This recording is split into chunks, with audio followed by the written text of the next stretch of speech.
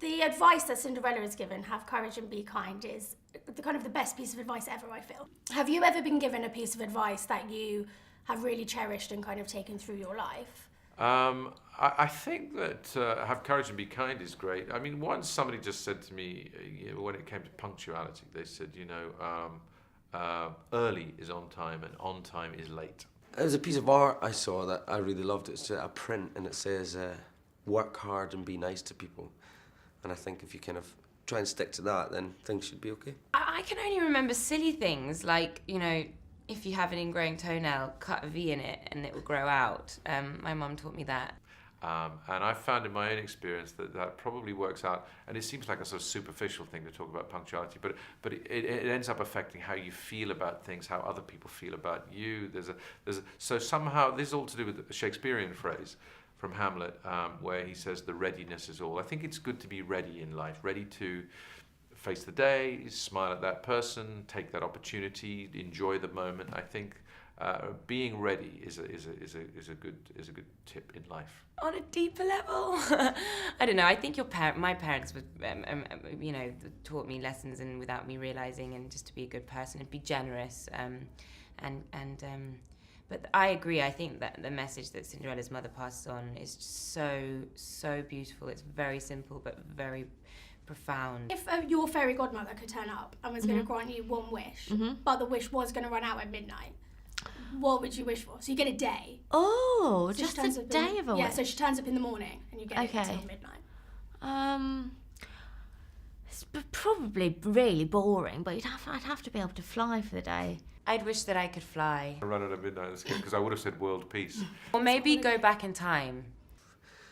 Maybe the lottery numbers for the day. Actually, I'd still choose world peace because if it's going to run out at midnight, at least everybody, if we had just a few hours where everybody was entirely happy and harmonious with every war zone in the world, everywhere there was a problem, it was peaceful for even a few hours till midnight, I think it might have quite a big impact.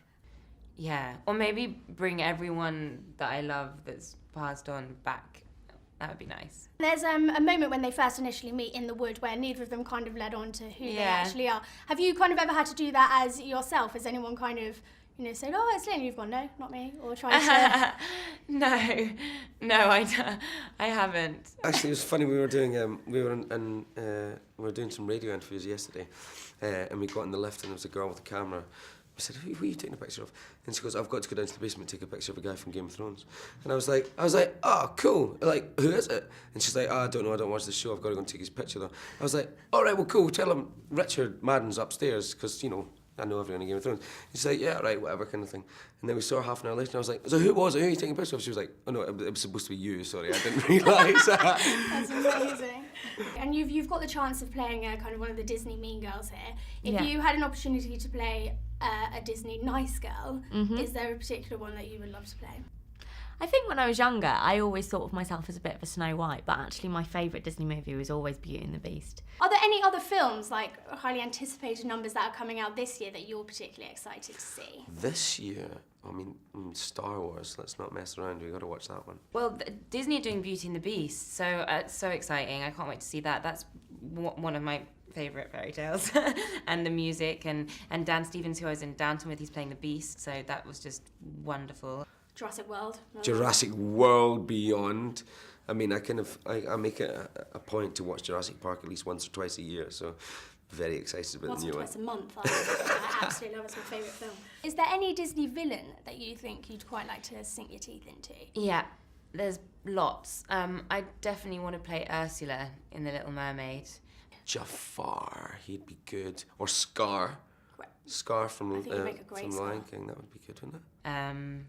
I'd love to be Rafiki. I know that that's not a villain, but I would love. Well, Richard said Scar, so the two of you could be in the Lion King together. That would be great. Wait, Scar. Oh, he'd be a good Scar. Well, maybe then I'd want to be one of his hyenas.